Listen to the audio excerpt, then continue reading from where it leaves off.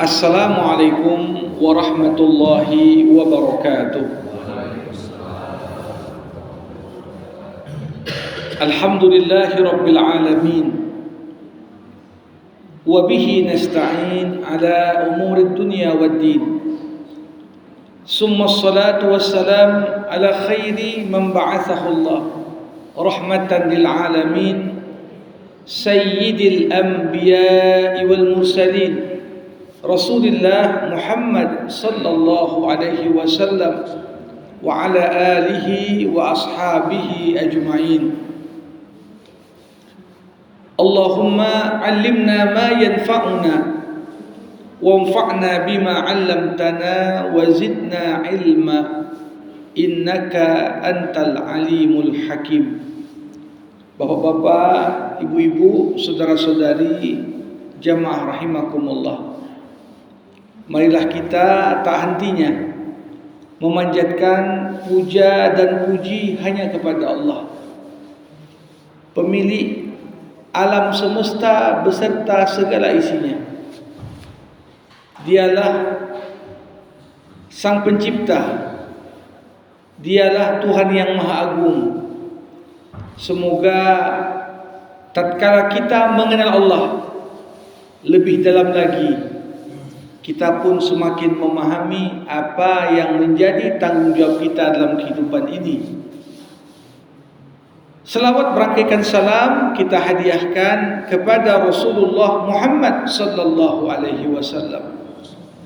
Allahumma salli wa sallim wa barik alaihi. Semoga kita semua tergolong pengikut baginda yang insyaallah beruntung mendapatkan syafaat nantinya. Bapak Ibu jamaah rahimakumullah,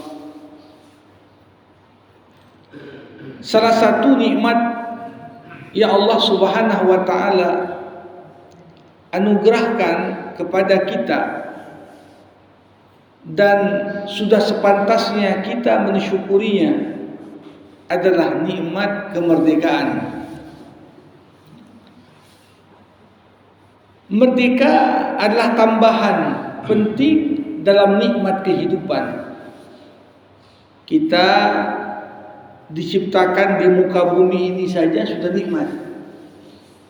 Tapi apalah nikmat hidup kalau hidup itu dalam kondisi terhina, kalau hidup itu dalam kondisi dijajah, kalau hidup itu dalam kondisi kita diatur dan didominasi oleh pihak luar yang justru tidak menginginkan kebaikan untuk kita. Karenanya selain kita memperoleh nikmat karena kita hidup, tapi kehidupan ini jadi punya nilai karena kita merdeka.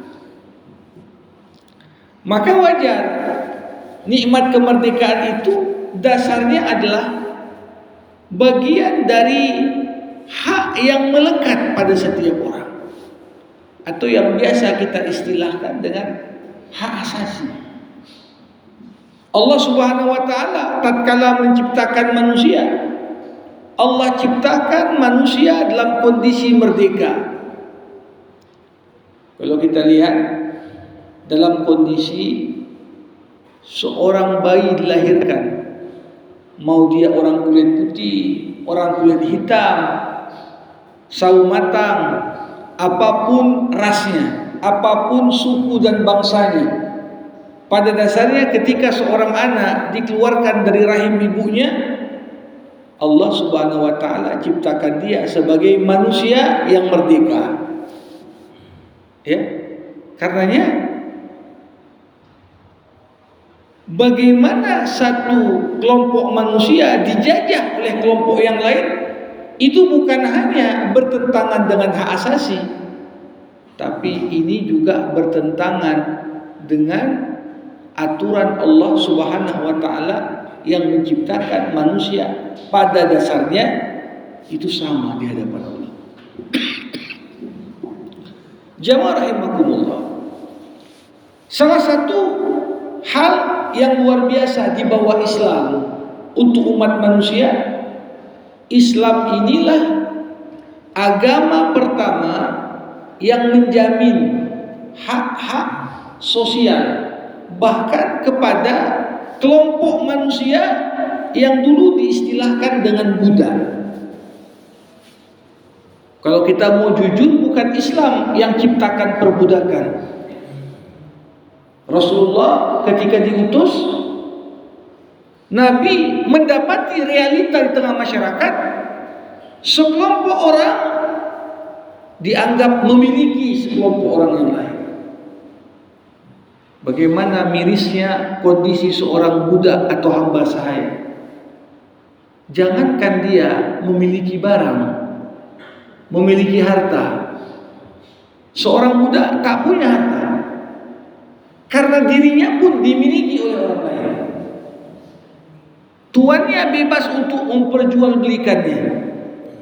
Tuannya bebas untuk memerintahkannya melakukan apapun.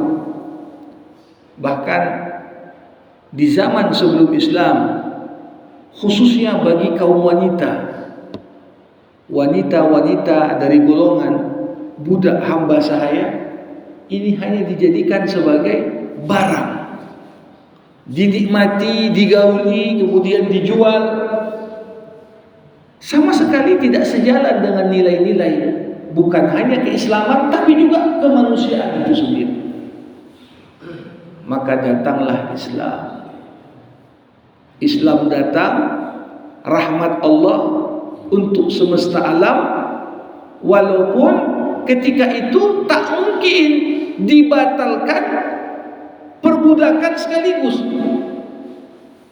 karena merubah sesuatu yang ada itu tak mungkin semudah kita membalikkan telapak tangan. Maka apa yang dibuat Islam? Pertama, Rasulullah SAW dorong, Rasulullah motivasi bagi yang punya budak, merdekakan budak. Kalaupun kau tak mau memerdekakan, karena itu ada kaitan dengan hak materi, minimal apa? Sayangi budak, lindungi hak-haknya, perlakukan dia sebagai manusia. Coba bayangkan jamaah rahimakumullah, dulu gimana orang manggil budaknya? Dipanggil dengan bahasa yang paling kasar, dipanggil dengan cara memanggil seakan-akan yang dipanggil itu selepel dengan binatang ternak. Tapi Rasulullah Muhammad SAW berkata, janganlah kalian panggil budak kalian dengan panggilan budak, baik dia laki-laki ataupun perempuan, kata Rasul, tapi panggillah dia fataya wa fatati. Apa artinya? Panggil dia, kau perlakukan seakan-akan dia bagian dari keluargamu. Panggil dia, kalau dia masih muda, seakan-akan dia bagian dari anakmu, bagian dari kerabatmu. Makanya ini salah satu filosofi penting dalam Islam. Ketika seorang tuan memerdekakan budaknya, maka dalam Islam dikenal terjalinlah sebuah hubungan yang namanya hubungan wala. Wala ini artinya apa? Kalau nanti mantan budak ini meninggal, yang menjadi ahli warisnya bukan keluarganya tapi mantan tuannya. Karena ketika seorang memerdekakan budaknya, ini udah sama seperti dia lahirkan bagian dari anggota keluarganya dengan kelahiran yang baru. Jemaah rahimakumullah. Bukan hanya itu, semua pelanggaran-pelanggaran banyak dalam Islam. Kalau orang bersumpah, dia langgar sumpah. Seorang berzihar, dia langgar ziharnya. Kalau seorang membunuh, kemudian dia ingin kafarat dari dosa-dosanya, agama Islam mendorong cara kita menebus dosa di hadapan Allah adalah dengan memerdekakan budak. Nah, dengan cara ini apa yang terjadi? Satu persatu budak yang dulu ramai, lambat laun makin sedikit, hingga secara otomatis habislah perbudakan dari muka bumi. Ini cara Islam. Betapa indah. Berbeda sekali dengan yang terjadi di barat. Perbudakan itu jalan sampai tahun 1948. Bagaimana Presiden Amerika ketika itu dia deklarasikan Deklarasi Universal Hak Asasi Manusia. Abraham Lincoln, hak berpendapat, hak untuk hidup, hak untuk merdeka. Tapi walaupun udah dideklarasikan sampai tahun 70-an, Bapak Ibu, masih banyak ditulis di restoran. Dilarang masuk anjing dan kulit hitam.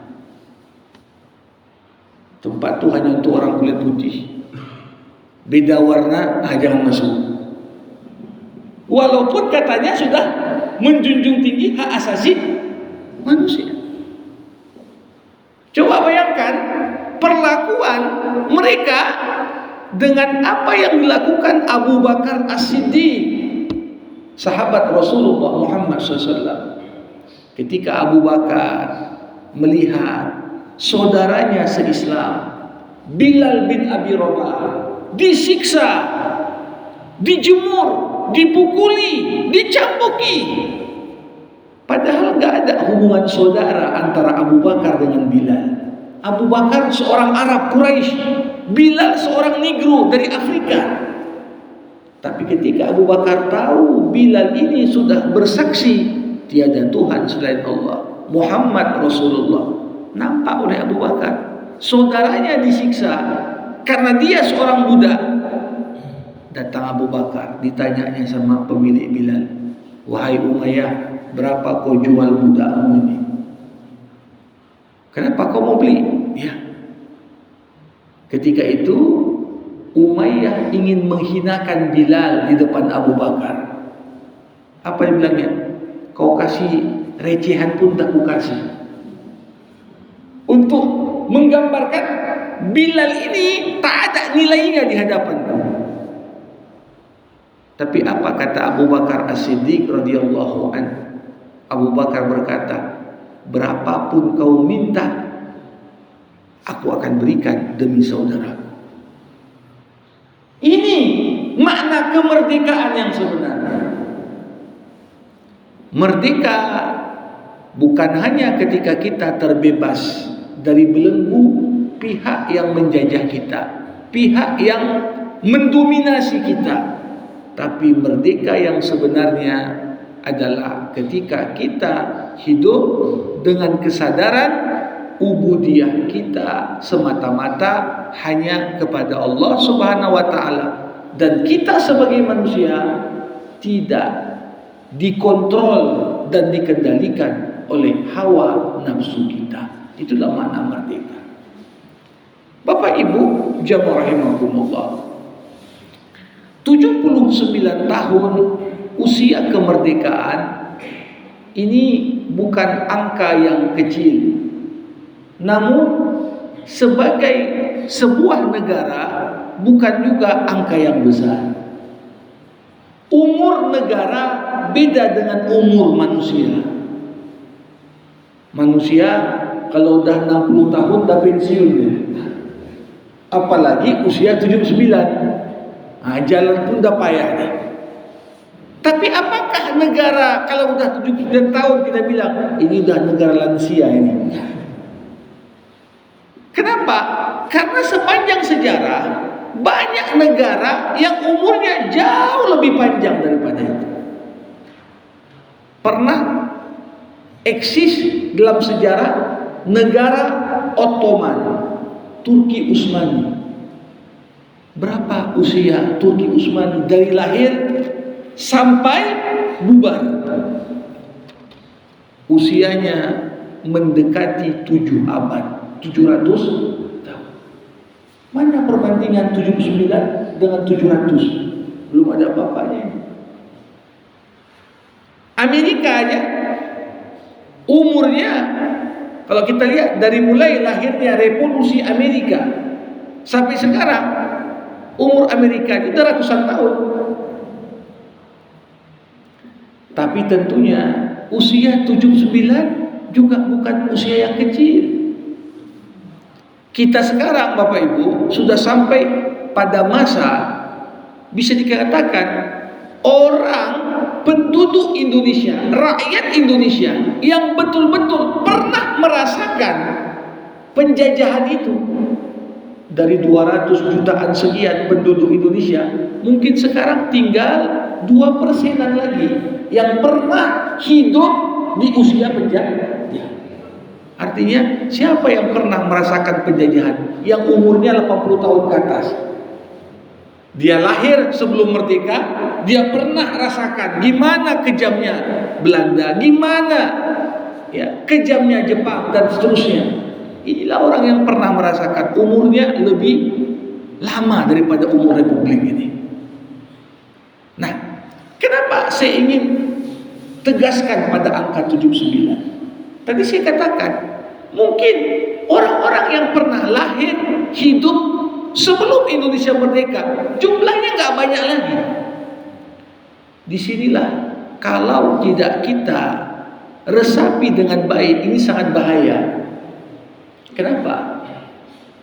Umar bin Khattab radhiyallahu anhu pernah berkata, tidak akan mengenal indahnya Islam siapa yang tak pernah kenal bejatnya jahiliyah. Saya ingin katakan, tidak akan paham makna sebenar dari kemerdekaan orang yang gak pernah merasakan bagaimana hinanya dijajah. Ini banyak generasi baru cerita tentang kemerdekaan itu. Apa itu? Karena dia gak pernah merasakan. Tentunya berbeda kalau kita dengar cerita kakek kita, cerita buyut kita. Oh gini dulu kami, bajunya pun dari karung. Ini kita saja yang langsung mendengar dari pelaku sejarah. Kita pun mulai terhanyut hati kita, dada kita. Konon kita langsung merasakan. Tapi coba bayangkan dengan generasi apa yang disebut dengan generasi alpha, generasi milenial dan sebagainya. Ya kadang-kadang mungkin tak pernah terbayangkan pun dia. Kalau dulu mungkin dikatakan tentang bagaimana kekejaman Jepang, kekejaman Belanda, sekarang malah banyak generasi muda dia berharap, kenapalah aku gak keturunan Belanda aja dulu biar ganteng katanya. Ini cara berpikir, coba bayangkan. Artinya apa? Kalau ini tak diluruskan, ya, apa yang terjadi? Kita peringati kemerdekaan ini hampa maknanya. Karena orang pun bangga, oh aku dulu kakekku itu Belanda ini. Bangga dia. Sekarang mungkin penjajahan secara militer udah gak ada. Alhamdulillah. Tapi Bapak Ibu jamaah rahimakumullah, hukum Allah, sunnatullah dalam kehidupan yang namanya apa yang kita sebut dengan konflik, pertarungan antar pemikiran dan peradaban tidak akan pernah habis sampai hari kiamat. Memang enggak lagi seorang itu dijajah militernya, tapi kita ini pun zaman sekarang masih dalam kondisi siap siaga perang. Pengertiannya apa? Bukan perangnya dengan militer, perangnya dalam bentuk-bentuk baru. Bentuk perang yang paling bahaya yang sering tak kita sadari apa? Yang pertama itulah yang namanya perang pemikiran. Pikiran kita ini yang diperangi Bapak Ibu. Makanya dalam agama kita mengenal ada istilah ghazwul fikri. Diperangi pikiran kita. Kita lahir sebagai muslim, namanya nama Islam, pendidikannya pendidikan Islam. Tapi tanpa kita sadari, dari apa yang kita tonton, dari apa yang kita pakai, dari apa yang kita makan, ini sedikit demi sedikit identitas kita diperangi lewat cara-cara yang seringkali nggak kita sadari. Coba bayangkan, mungkin zaman kita dulu orang suka makannya apa? Makan-makan tradisional. Bawalah ke anak-anak generasi alpha, disuruh pilih makan pizza atau makan getuk. Katanya. Begitu makan getuk, ini kampungan ini. Dia anggap makanan itu simbol keterbelakangan. Dia anggap makanan itu ini makan orang-orang nggak maju ini. Tapi di saat dia makan burger lah biar maju. Seakan-akan maju gara-gara makan ini. Padahal nggak ada keterkaitan maju dengan makan burger. Kalau malas ya tetap nggak maju juga. Tapi disinilah satu persatu gaya hidup, cara berpikir, cara pandang itu yang kemudian masuk ke pikiran kita. Nah, ini 79 tahun merdeka, sudahkah masyarakat Indonesia punya antibodi yang kuat terhadap serangan-serangan pemikiran?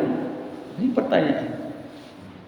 Sudahkah sistem pendidikan kita membuat anak-anak kita, generasi kita, wajah Indonesia 10, 20, 50, bahkan 100 tahun ke depan, bangga nggak dia dengan identitas dirinya sebagai Indonesia? Atau sebaliknya, lambat laun nanti pun ya satu persatu dengan alasan ini kreasi nih, digantilah nari daerah dengan nari Korea, ya, dance Korea. Ini yang sekarang ya lebih apa daripada nari-nari sedati atau nari saman atau nari ya serampang 12. Sedikit demi sedikit nggak ada lagi yang tahu.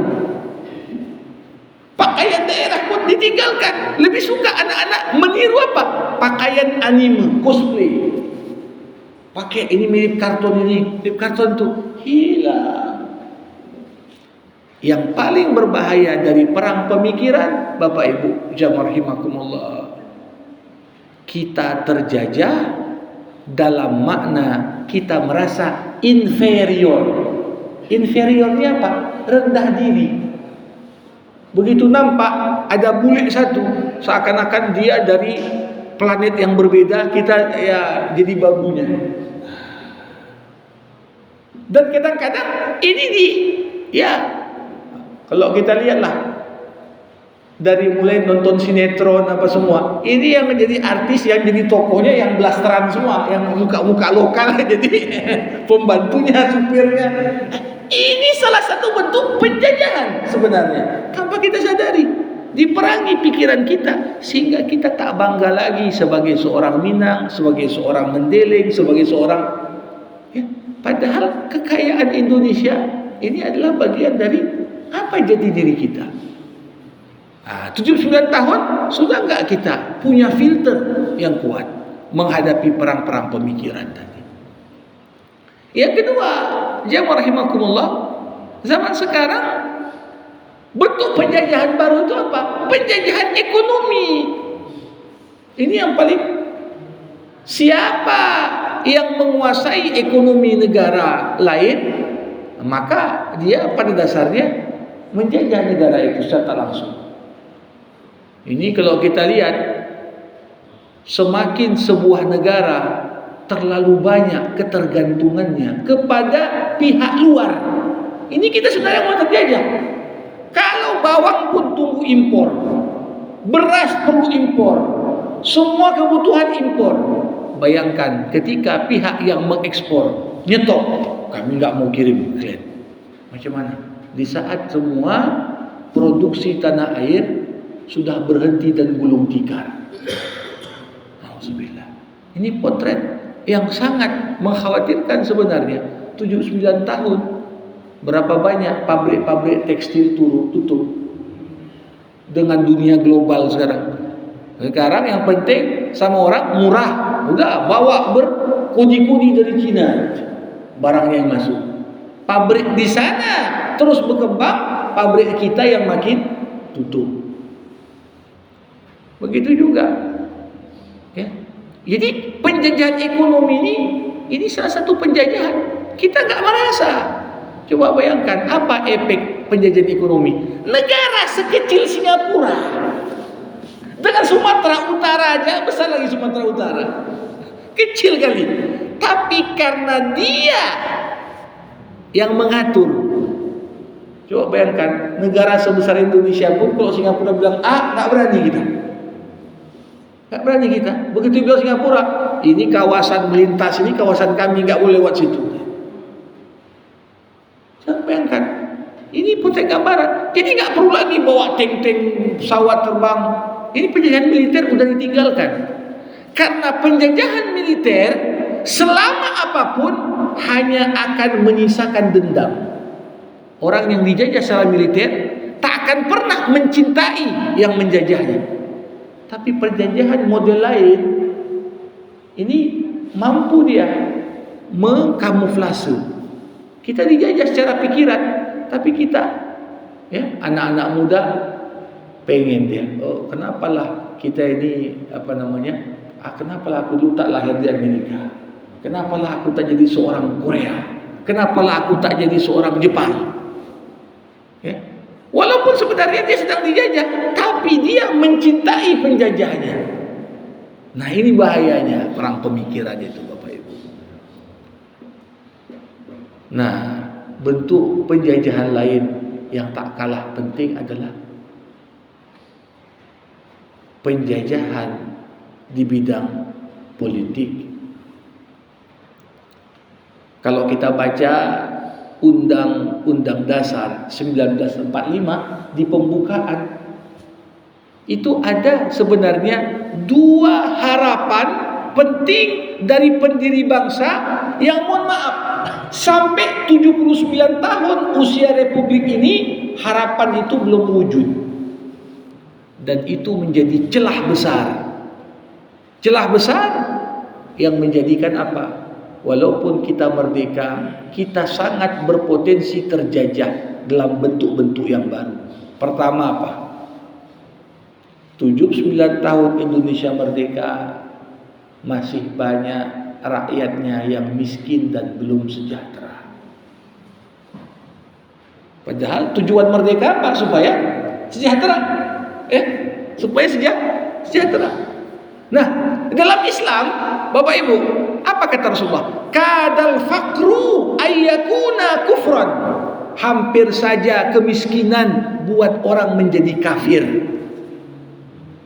Jadi kemiskinan itu bahaya sekali.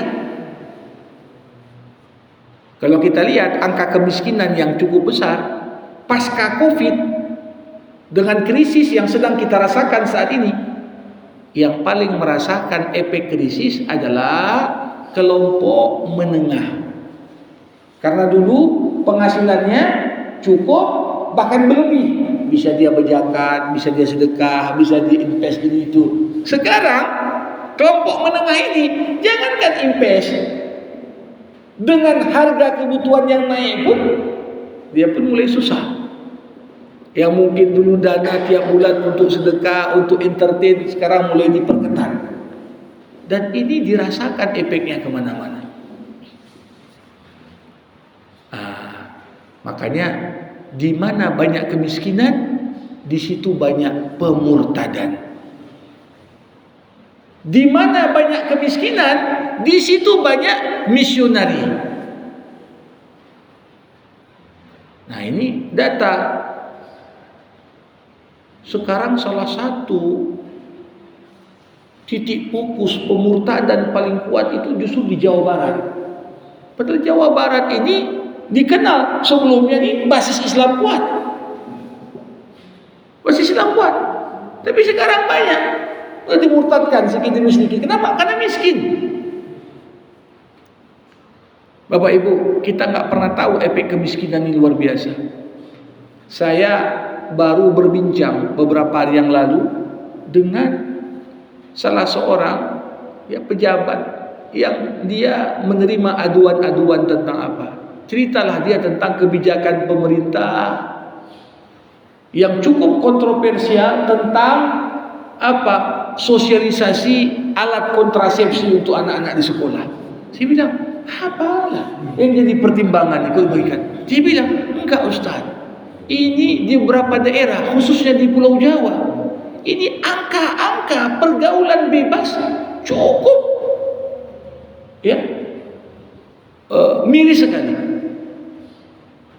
Bahkan dia katakan di provinsi Sumatera Utara di beberapa kabupaten kota angka incest ini hubungan badan antar saudara, apa ayah gauli anak atau anak gauli ibu atau saudara kandung menggauli sesama saudara, ini tinggi sekali.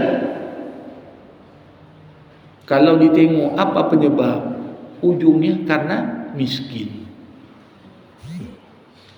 Kemiskinan ini bahaya sekali. Dan beliau katakan ini salah satu penyebab utama kenapa di Indonesia angka stunting itu tinggi. Ini yang nggak terungkap. Kenapa? Banyak sekali orang, bahkan anak-anak di usia SMP itu udah hamil dan melahirkan. Usia 14 tahun melahirkan anak. Kenapa? Pergaulan bebas luar biasa. Alhamdulillah. Apa ini potret kemerdekaan? Bahkan sebelum merdeka pun nggak ada model begini dulu. Berarti kita mundur. Secara peradaban 79 tahun merdeka kok makin rusak nilai orang. Jadi bukan sekedar masalah miskin ini tak bisa makan. Bapak Ibu, kalau orang miskin yang paling dipikir pertama apa? Yang penting terisi perutku. Tak pikir dia sholat, tak pikir dia agama, tak pikir dia bahkan anaknya sekalipun. Kenapa? Mikir perut dulu. Maka disinilah betapa berat tanggung jawab mempertahankan kemerdekaan di tengah angka kemiskinan yang justru makin naik. Ini yang pertama. Yang kedua, amanat pembukaan undang-undang itu harapan kita setelah merdeka apa? Mencerdaskan kehidupan bangsa. Jadi 79 tahun Indonesia merdeka, seharusnya rakyat ini makin pandai, rakyat ini makin cerdas. Tapi apa yang terjadi? 79 tahun Indonesia merdeka, justru kadang-kadang di tengah para politisi ingin dipertahankan gimana rakyat ini bodoh terus, supaya bisa ditipu, supaya harganya rakyat ini bisa diukur. Kau cukup dibayar 50.000, ya, bisa ditipu 5 tahun ke depan. Apakah ini harapan merdeka? Nauzubillah. Dan agama mengajarkan pada kita tidak ada satupun musuh yang paling berat bagi manusia melebihi kebodohannya. Orang yang bodoh bisa mencelakakan dirinya apa yang tak dapat dilakukan oleh musuhnya. Orang bodoh. Nauzubillah. Dan kita sekarang sedang berada di zaman yang dikatakan Rasulullah akan datang suatu masa penuh dengan tipu daya. Sekarang kita ini sedang, ya, dibodoh-bodohi oleh orang bodoh ini. Ini bodoh-bodohi oleh orang bodoh. Kenapa begitu? Ya karena kita pun tidak punya pegangan yang kuat terhadap ajaran agama kita. Maka dari itu singkat kata Bapak Ibu, 79 tahun kemerdekaan ini apa yang harus dilakukan? Tidak akan wujud manusia merdeka tanpa kita menguatkan tauhid kita kepada Allah. Itulah. Kalau kita merasa 79 tahun belum merdeka kita ini di banyak aspek, itu karena kurang perhatian dalam merawat tauhid. Mau ulang tahun kemerdekaan pun hormatnya sama api.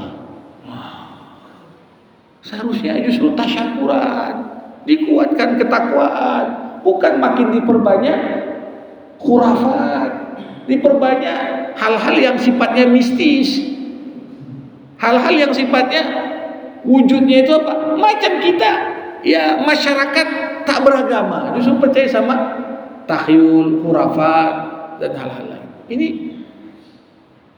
Saya selalu katakan, semua problem yang ada di tengah masyarakat itu hanyalah indikasi penyakit. Penyakit sebenarnya apa? Krisis tauhid, itu dia. Krisis tauhid. Karena kurang bertauhid, makanya orang bilang, ya itu Ustaz ada juganya di pesantren, kiainya malah melecehkan. Itu karena kiainya kurang tauhid tuh. Jadi label-label, gelar-gelar enggak menjamin semua. Selama tauhidnya kurang, kita semua menjadi budak bagi hawa nafsu kita. Dan ini realita. Apakah kita merdeka? Seperti kata Bung Karno dulu, kami telah memerdekakan bangsa ini dari penjajah eksternal, dari penjajah luar. Tapi tantangan kalian lebih berat, kata Bung Karno. Kenapa?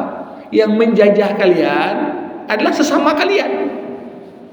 Ada yang pengen keluarganya tetap konsisten, jadi dijajah kita dengan kepentingan satu kelompok, satu keluarga, satu partai, satu elit dan lain sebagainya. Nah, untuk itu ini bagian dari renungan kita. Syukuri nikmat kemerdekaan ini, tapi bukan dengan cara kita lupa apa tanggung jawab kita.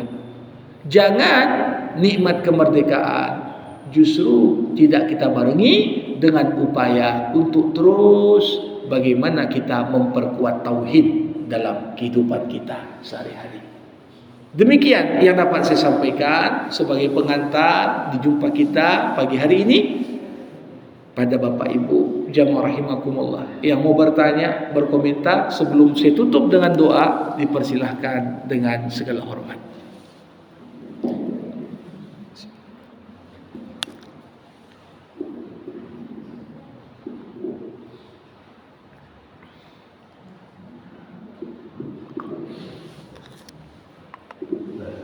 Silakan Pak.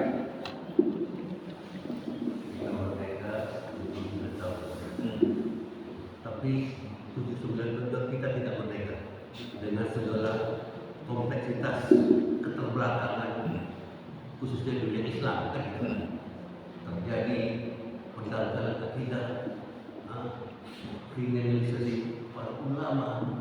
Kita masalah secara global, secara Islamnya dia sudah terkooptasi, sudah dimarginalkan, khusus negara kita mayoritas, tapi kita nggak bilang syariat, tapi hukum ya Islam itu kenapa tidak hidup sebenarnya roh kita menyatakan apa ya konsepnya innamal mu'minuna ikhwatun. Bagaimana kita mengaplikasikan ke jemaahnya itu lah.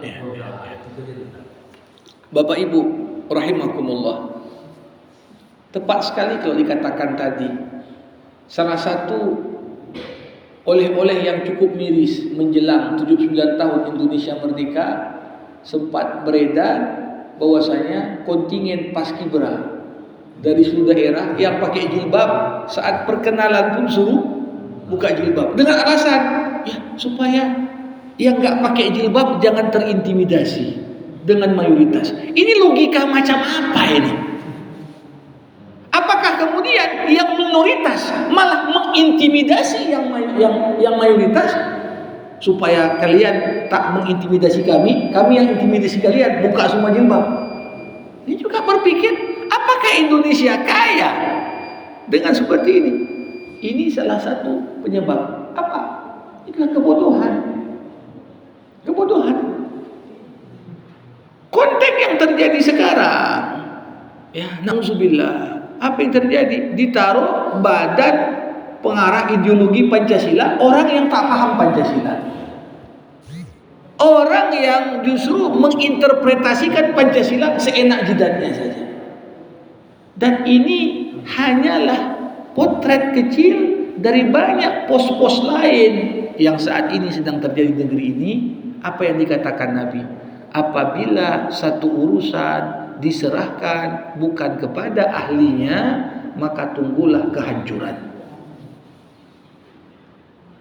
Kita suruh nyetir, orang yang nggak pandai nyetir, tunggu masuk jurang. Udah tak bisa nyetir, dia paksakan. Nanti gantiku harus keturunanku nanti. Nah, ini kan, padahal keturunan itu juga belum tentu juga pandai nyetir.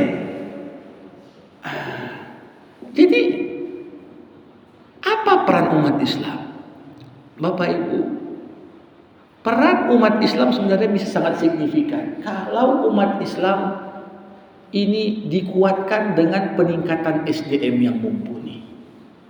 Tapi dari awal mulai Indonesia merdeka, kesenjangan SDM Islam dengan non-Islam ini justru dipelihara.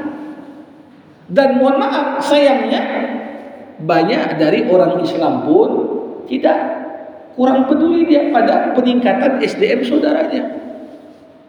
Tengoklah kondisi sekarang, sikit-sikit ya bantuan-bantuan tuh bantuan langsung. Yang dibutuhkan orang bukan duit-duit itu, dibutuhkan orang kerjaan. Itu. Kenapa? Ada duit, walaupun cuma 300.000 per bulan. Tapi kalau nggak ada kerjaan, ujungnya ini lari kemana? Lari ke judi online. Larinya ini kemana? Ke hal yang negatif. Semua uang yang mudah didapat akan mudah keluar dengan tanpa perhitungan. Tapi kalau orang tahu dapat duit 300.000 ini capek aku kerja ini dapat itu. Pasti dia akan betul-betul memperhitungkan kemana lah duit ini keluar. Jangan sampai duit ini keluar untuk hal-hal yang nggak betul. Nah, ini jadi tentunya yang paling penting penguatan sekarang apa? Dalam konteks mukminuna ikhwah. Kita harapkan masjid bisa mainkan peran. Di masjid ini dipersaudarakan jamaah masjid dengan level intelektualitas yang berbeda-beda. Ada yang mungkin kalangan akademisi, ada teori, ada konsep bisa dia kembangkan. Ada di situ kalangan usahawan, ada di situ kalangan karyawan, ada di situ ini yang sering sekali kita ke masjid, ya mungkin hanya sekedar cerita ibadah saja, habis itu pulang. Tapi coba bayangkan, potret masjid-masjid Indonesia, potret kemandirian umat Islam. Mana masjid bergantung bantuan langsung tunai pemerintah? Ada nggak? Bisa hidup masjid terbangun, dibesarkan. Kenapa? Sumber daya mandiri jemaah. Ini bentuk pengaturan yang skala paling kecil. Kita ini mandiri kalau ada semangat ta'awun. Maka saya pun sering katakan, itu kadang-kadang data di panitia zakat di masjid lebih lengkap daripada data kadang-kadang di kelurahan itu. Kadang-kadang data di kelurahan itu untuk dapat bantuan langsung tunai, masuk dulu wa ala alihi wa ashabihi ajmain. Saudaranya dulu taruh, kerabat dan dulu, walaupun gak miskin. Makanya kadang-kadang coba bayangkan kalau sekiranya pembagian kurban itu modelnya seperti bantuan langsung tunai, mungkin terakhir yang dibagi 3 ribu aja. dipotong sedikit. Tapi alhamdulillah, ini karena kemandirian. Berapa dipotong, dibagi, dibuat plastik, bagi langsung. Coba bayangkan kalau masuk ke birokrasi itu, ujungnya 3 ribu yang dibagi. Enggak lagi apa. Ini artinya kekuatan umat ini justru kalau kita mau berkata dengan jujur, bahkan di zaman dulu pun, zaman perjuangan, siapa yang berjuang? Ya masyarakat. Apakah pemerintahnya waktu itu mau berjuang? Enggak, justru jadi jongos Belanda, jongos Jepang. Kan itu dia. Jadi bukan kita menghilangkan kepercayaan, tapi jangan terlalu kita berpikir umat Islam masuk ke Indonesia lewat jalur dagang. Artinya apa? Islam ini kuat kalau ada kemandirian ekonomi. Sekarang yang kemandirian ekonomi justru kelompok minoritas Chinese. Semua mereka sedikit, tapi kenapa berkuasa? Karena dari hulu sampai hilir mereka kuasai jalur itu. Ini PR. Kalau ekonomi sudah terperbaiki, insya Allah. Di sisi lain, peran-peran tokoh agama, tokoh intelektual, jangan dia hidup di Menara Gading. Pandai sendiri tapi tidak memberikan bimbingan pada masyarakat. Ini saya kira 2 hal dalam konteks innamal mu'minuna ikhwah. Demikian. Terima kasih. Silakan. Selain kita punya nikmat hidup, kita juga punya nikmat kemerdekaan. Ya. Ya. Tapi kita masih dijajah pemikirannya Ustaz. Tapi kita masih dijajah ekonominya, dijajah sosial politiknya dan akademisnya kita masih tinggi. Tapi kita juga krisis akan tauhid kepercayaan. Ayo masih sampai saat ini. Apakah Indonesia itu bisa dikatakan merdeka? Iya. Jamaah rahimakumullah. Kalau merdeka tadi sekedar diartikan merdeka lepas dari penjajah militer, ya mungkin kita bilang. Tapi merdeka dalam arti yang sebenarnya, ini masih tanda tanya. Masih tanda tanya. Selalu kita katakan, meraih prestasi lebih mudah daripada mempertahankan prestasi. Meraih kemerdekaan terlepas sulit perjuangan itu, tapi tetap jauh lebih ringan dibanding mempertahankan kemerdekaan.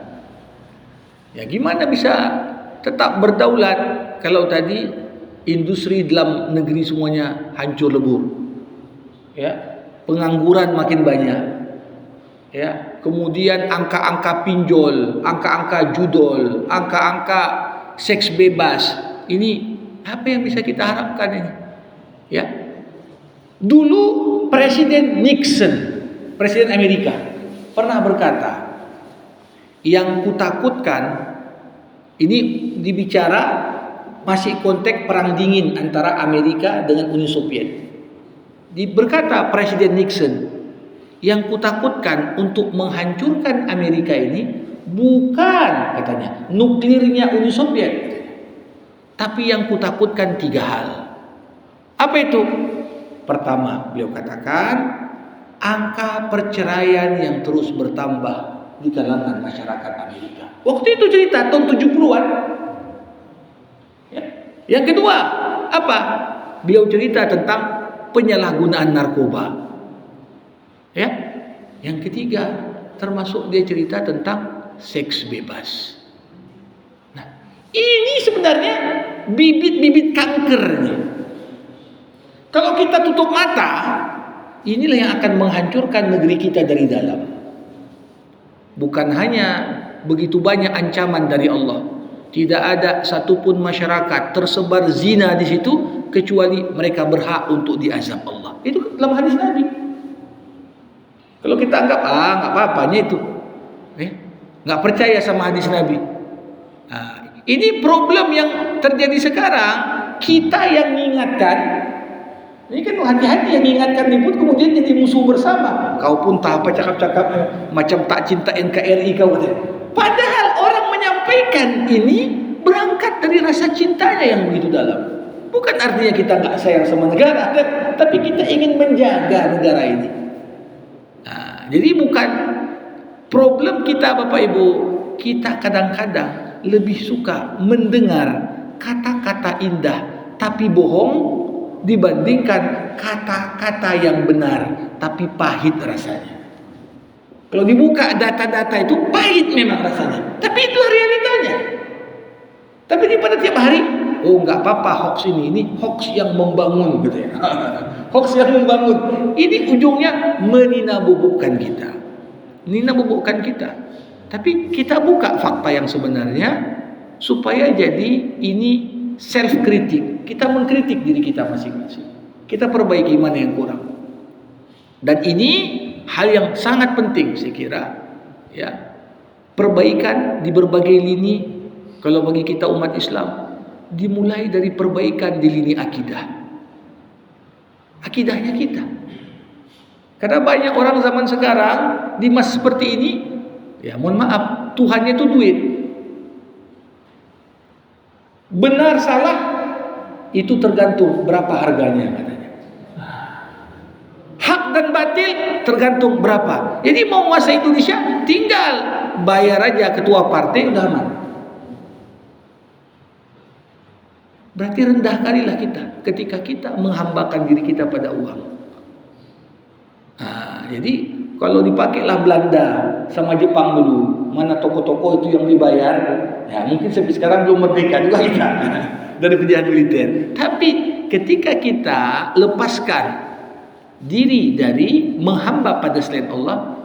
Makanya Bapak Ibu, orang yang paling bertauhid itulah orang yang paling tak bisa dibayar. Gak bisa jadi sogok. Udahlah, kau mundur aja, kami kasih duit kau sekian. Aku gak perlu duit. Ditawarkan wanita, aku udah punya istri.